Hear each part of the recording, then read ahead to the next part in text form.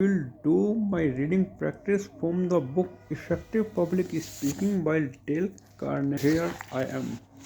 In every age, in every clime, men have always admired courage. So, no matter how your heart may be pounding inside, so ride forth bravely, stop, stand still, and act as if you loved it. Draw yourself up to your full height, look your audience straight in the eyes, and begin to talk as confidently as if every one of them owed you money. Imagine that they do. Imagine that they have assembled there to beg you for an extension of credit. The psychological effect on you will be beneficial. Do not nervously button and unbutton your coat, play with your beads, or fumble with your hands. If you must make nervous movements, place your hands behind your back and twist your fingers there where no one can see the performance or wiggle your toes. As a general rule, it is bad for a speaker to hide behind furniture, but it may give you a little courage the first few times to stand behind a table or chair and to grip them tightly or hold a coin firmly in the palm of your hand. How did Teddy Roosevelt develop his characteristic courage and self reliance? Was he endowed by nature with a venturesome and daring spirit? Not at all. Having been a rather sickly and awkward boy, he confesses in his autobiography, I was, as a young man, at first both nervous and distrustful of my own prowess. I had to train myself painfully and laboriously, not merely as regards my body but as regards my soul and spirit. Fortunately, he has told us how he achieved the transformation. When a boy, he writes, I read a passage in one of Marriott's books which always impressed me. In this passage, the captain of some small British man of war is explaining to the hero how to acquire the quality of fearlessness. He says that at the outset, almost every man is frightened when he goes into action, but then the course to follow is for the man to keep such a grip on himself that he can act just as if he were not frightened. After this is kept up long enough, it changes from pretense to reality, and the man does in very fact become fearless by sheer dint of practicing fearlessness when he does not feel it. I am using my own language, not Marriott's. This was a theory upon which I went. There were all kinds of things of which I was afraid at first, ranging from greasy bears to mean horses and gunfighters. But by acting as if I was not afraid, I gradually ceased to be afraid. Smart men can have the same experience if they choose. You can have that very experience too if you wish. In war, said Marshal Foch, the best defensive is an offensive. So take the offensive against your fears, go out to meet them, battle them, conquer them by sheer boldness at every opportunity. Have a message and then think of yourself as a Western Union boy instructed to deliver it. We pay slight attention to the boy, it is the telegram that we want. The message that is the thing. Keep your mind on it, keep your heart in it. Know it like the back of your hand. Believe it feelingly, then talk as if you were determined to say it. Do that, and the chances are 10 to 1 that you will soon be master of the occasion and master of yourself. Fourth, practice, practice, practice. The last point we have to make here is empathetically the most important. Even though you forget everything you have read so far, do remember this. The first way, the last way, the never failing way to develop self confidence in speaking is to speak. Really, the whole matter finally simmers down to what one essential practice, practice, practice. That is the sine qua non of it all, the without which not any beginner, warned Roosevelt, is apt to have buck fever. Buck fever means a state of intense nervous excitement which may be entirely divorced from timidity. It may affect a man the first time he has to speak to a large audience, just as it may affect him the first time he sees a buck or goes into battle. What such a man needs is not courage, but nerve control, cool headedness. This he can get only by actual practice. He must, by custom and repeated exercise of self mastery, get his nerves thoroughly under control. This is largely a matter of habit in the sense of repeated efforts and repeated exercise of willpower. If the man has the right stuff in him, he will grow stronger and stronger with each exercise of it. You want to get rid of your audience fear? Let us see what causes it.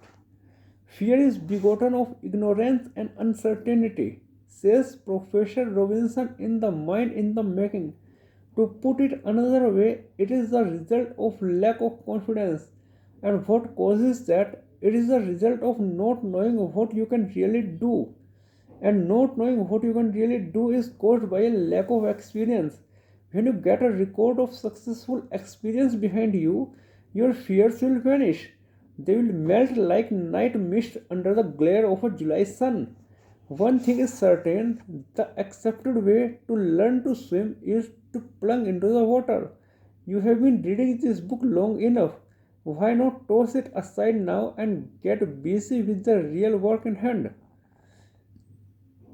Choose your subject, preferably one on which you have some knowledge, and construct a 3-minute talk. Practice a talk by yourself a number of times. Then give it, if possible, to the group for whom it is intended, or before a group of friends, putting into the effort all your force and power. Summary: a few thousand students have written the author stating why they wanted training in public speaking and why they hope to obtain from it.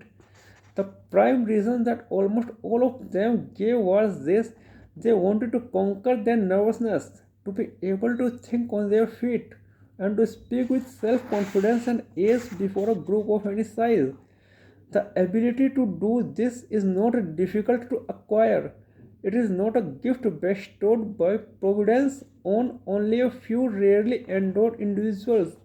It is like the ability to play golf. Any man or woman, every person can develop his own latent capacity if he has sufficient desire to do so. Many experienced speakers can think better and talk better when facing a group than they can in conversation with an individual. The presence of the larger number proves to be a stimulus and inspiration. If you faithfully follow the suggestions in this book, the time may come when that will be your experience too, and you will look forward with positive pleasure to making an address. Do not imagine that your case is unusual. Many men who afterward became famous speakers were, at the outset of their careers, beset with self consciousness and almost paralyzed with audience fright. This was the experience of Brian, Jean Joris, Lloyd George, Charles Stewart Parnell, John Bright, Disraeli, Sheridan, and a host of others. No matter how often you speak, you may always experience this self consciousness just before you begin, but in a few seconds after you have gotten on your feet, it will vanish completely. In order to get the most out of this book and to get it with rapidity and dispatch, do these four things. Start with a strong and persistent desire. Enumerate the benefits this effort to train yourself will bring you. Arouse your enthusiasm for it. Think what it can mean to you financially, socially, and in terms of increased influence and leadership. Remember that upon the depth of your desire will depend the swiftness of your progress. Prepare. You can't feel confident unless you know what you are going to say. Act confident. To feel brave, advises Professor William James, act as if we were brave. Use all of our will to that end. And a courage fit will very likely replace the fit of fear. Teddy Roosevelt confessed that he conquered his fear of grizzly bears, mean horses, and gunfighters by that method. You can conquer your fear of audiences by taking advantage of this psychological fact. Practice. This is the most important point of all. Fear is a result of a lack of confidence, and a lack of confidence is the result of not knowing what you can do, and this is caused by a lack of experience. So, get a record of successful experience behind you, and your fears will vanish. Chapter 2, Self Confidence Through Preparation. It has been the author's professional duty as well as his pleasure to listen to and criticize approximately 6,000 speeches a year each session since 1912. These were made not by college students but by mature business and professional men. If that experience has engraved on his mind any one thing more deeply than another, surely it is this: the urgent necessity of preparing a talk before one starts to make it, and of having something clear and definite to say, something that has impressed one, something that won't stay unsaid. Are not you unconsciously drawn to the speaker who, you feel, has a real message in his head and heart that he jealously desires to communicate to your head and heart? That is half the secret of speaking. When a speaker is in that kind of mental and emotional state, he will discover a significant fact, namely that his talk will almost make itself. Its yoke will be easy, its burden will be light. A well prepared speech is already nine tenths delivered. The primary reason why most people want this training, as was recorded in chapter 1, is to acquire confidence and courage and self reliance. And the one fatal mistake many make is neglecting to prepare their talks. How can they even hope to subdue the cohorts of fear, the cavalry of nervousness, when they go into the battle with wet powder and blank shells, or with no ammunition at all?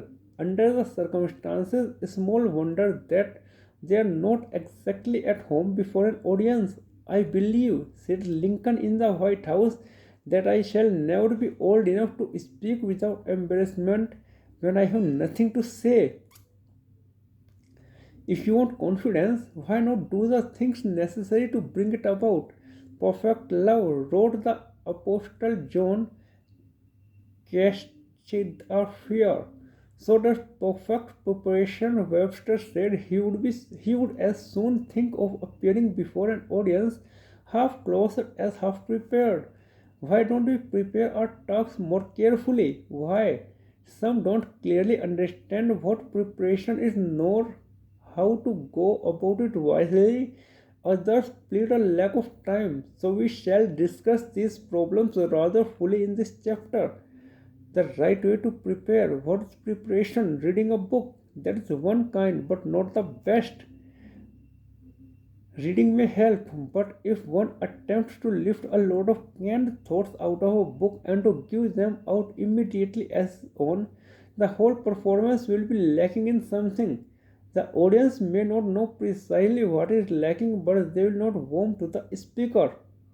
To illustrate, some time ago, the writer conducted a course in public speaking for the senior officers of New York City banks. Naturally, the members of such a group, having many demands upon their time, frequently found it difficult to prepare adequately or to do what they conceived of as preparing. All their lives, they had been thinking their own individual thoughts, nurturing their own personal convictions, seeing things from their own distinctive angles, living their own original experiences. So, in that fashion, they had spent 40 years storing up material for speeches, but it was hard for some of them to realize that. Thank you. That's it for the day.